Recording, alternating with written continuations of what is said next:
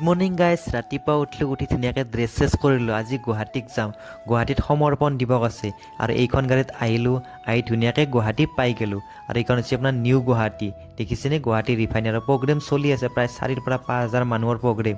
মোক ভেনজে মাতলা, কিটচেনত অলপ সেৱা আছে বোলে, তাৰ আগতে ধুনীয়াকৈ চাহ কাপ খাই ল'লোঁ, চাহ তাহ খাই ল'লোঁ। আৰু মই কিটচেনটো দেখুৱাই দিম, দেখিছেনে? ইয়াত ভাত বনি আছে আৰু লগতে চব্জি বনি আছে, দালি বনি আছে, ইয়াৰ আপোনাৰ পনীৰ বনি আছে আৰু পনীৰৰ কাষতে আপোনাৰ পকৰা ভাজি আছে, দেখিছেনে? আৰু তাৰে কাষতে আপোনাৰ ভাত বনি আছে, এইবিলাক ভাত তাত ভৰাই আছে ভাইসকলে। আৰু ভাত তাত বনোৱা হ'ল, সকলো মানুহকে ভাত খাব মাতলাক, সকলোৱে শাৰী শাৰী পাতি ভাত খাই আছে, লগতে প্ৰগ্ৰেমো চলি আছে, সন্মান সমাৰোহ। ময়ো ভাত খোৱাৰ কাৰণে আহিলোঁ, ধুনীয়াকৈ ভাত তাত খাই ল'লোঁ।